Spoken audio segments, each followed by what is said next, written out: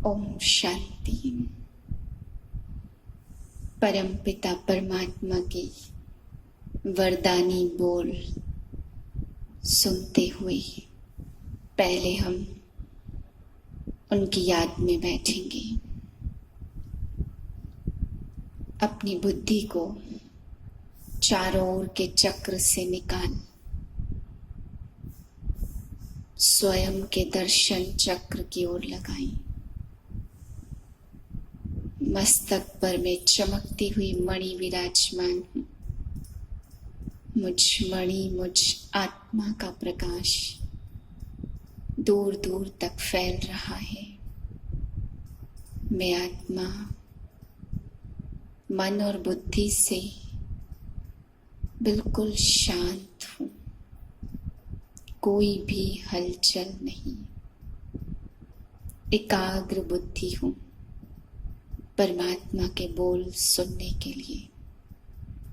शुद्ध स्वच्छ मन से उनके वरदानी बोलों को ग्रहण करती हूँ।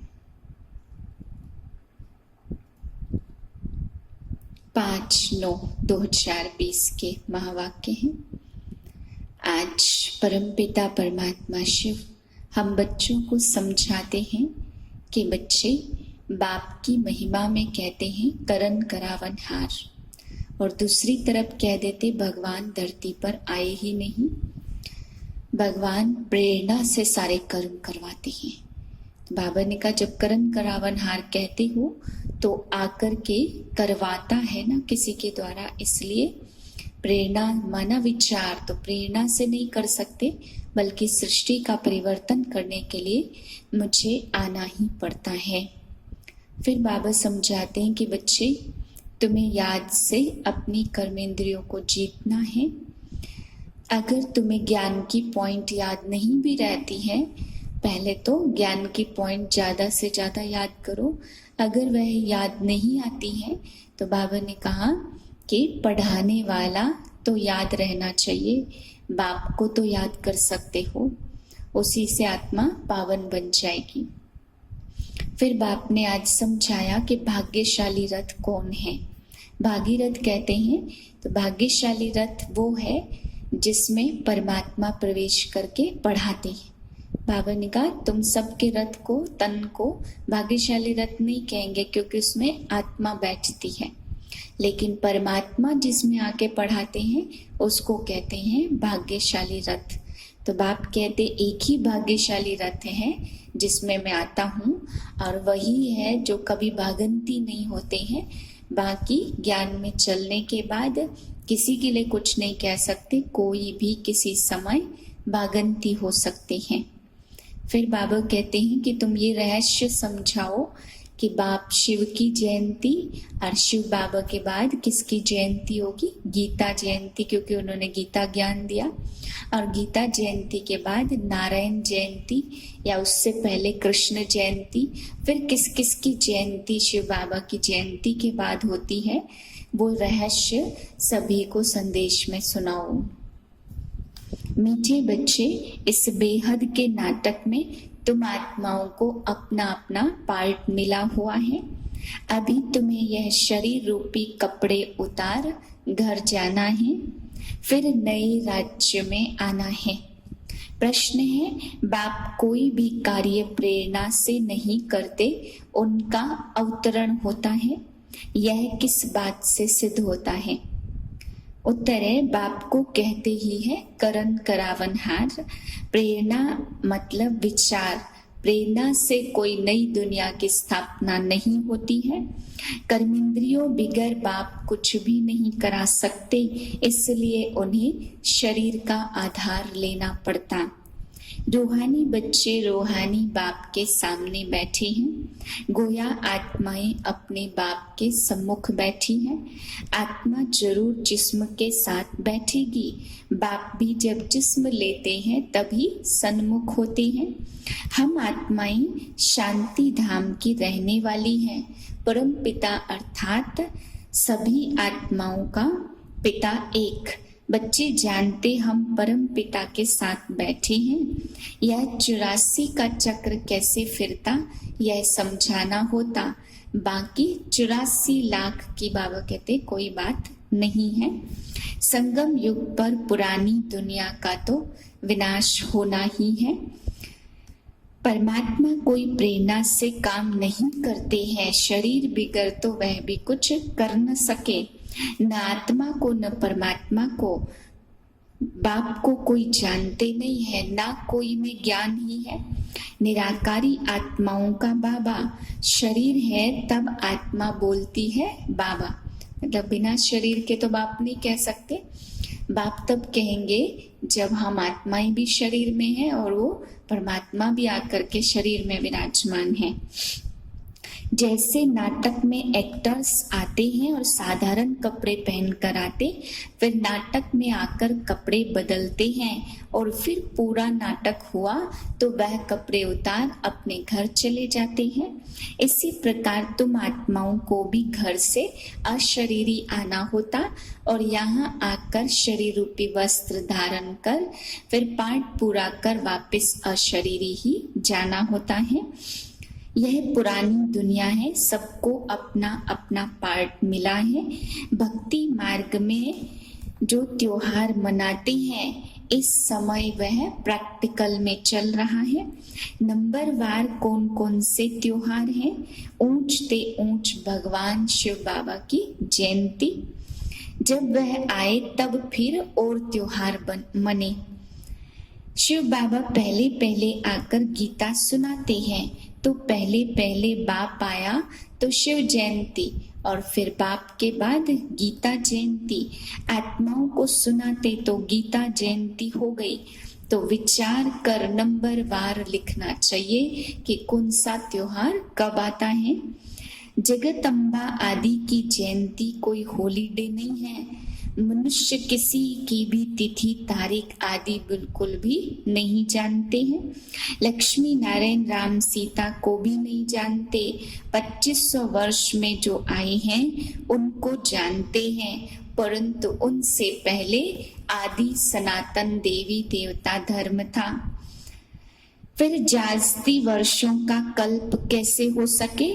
5000 वर्ष से बड़ा कल्प तो होता नहीं है।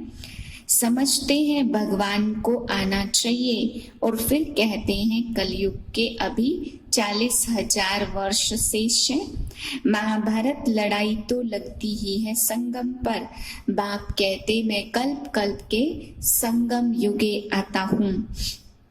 दिल्ली परिस्तान थी, जमुना का कंठा था, लक्ष्मी नारायण का राज्य था। तुम बच्चों ने भी साक्षात्कार किए हैं कि वहां पर स्वयंवर कैसे होते हैं। अच्छा पॉइंट याद नहीं पड़ती तो तुम बाप को याद करो, वह हमारा बाप है। लौकिक बाप कोई गुम नहीं हो जाता है। लौकिक पारलौकिक और फिर यह है अलौकिक, इनको कोई याद नहीं करते। लौकिक बाप से तो वर्षा मिलता है, अंत तक याद रहती है। शरीर छोड़ा फिर दूसरा बाप मिलता है। जन्म बाय जन्म लौकिक बाप मिले। बच्चा मिला तो कहते ईश्वर ने दिया। बाकी प्रजापिता ब्रह्मा को क्यों याद करेंगे? इनसे कुछ मिलता थोड़ी है। इनको अलौकिक कहा जाता। तुम जानते हो ब्रह्मा द्वारा शिव बाबा से वर्षा ले रही है। जैसे हम पढ़ते यह रथ भी निमित्त बना है।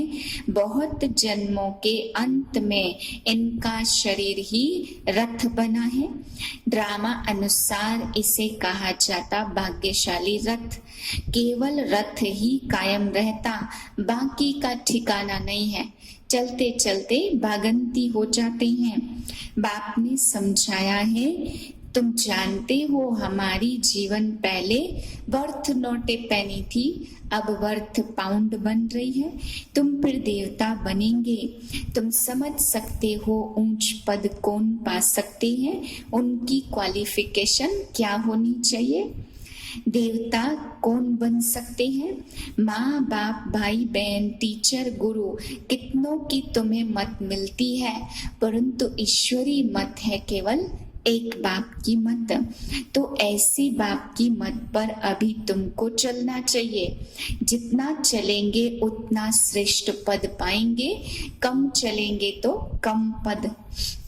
श्रीमत है ही भगवान की, जिससे कृष्ण को ऊंचते ऊंच बनाया, फिर नीचते नीच रावण ने बनाया। देवताओं की महिमा गाते सर्वगुण संपन्न, सन्यासियों को कभी सर्वगुण संपन्न नहीं कहेंगे। बाप कहते हैं संगम युग पर हम आते हैं। देवताएं निर्विकारी होने के कारण संपूर्ण विश्व के मालिक बनते हैं। यह ब्राह्मण कुल है, तुम ब्रह्मा मुख वंशावली भाई बहन हो गए। यहाँ राजा रानी की कोई बात नहीं है। यह ब्राह्मण कुल तो संगम का थोड़ा समय चलता, राजाई न पांडवों की है न कौरवों की। अच्छा, मीठे मीठे सिके लधे बच्चों प्रति माता पिता बाप दादा का याद प्यार। Good morning. रूहानी बाप की रूहानी बच्चों को नमस्ते। हम रूहानी बच्चों की रूहानी बाप को नमस्ते। धारणा के लिए मुख्य सार है। पहली पॉइंट, 21 जन्म श्रेष्ठ पद का अधिकारी बनने के लिए सब आसुरी मतों को छोड़ एक ईश्वरी मत पर चलना है, संपूर्ण वाइसलेस बनना है।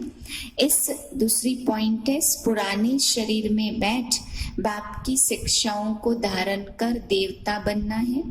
यह है बहुत वैल्यूबल जीवन, इसमें वर्थ पाउंड बनना है। वरदान, सर्व संबंधों के सहयोग की अनुभूति द्वारा निरंतर योगी सहज योगी भाव।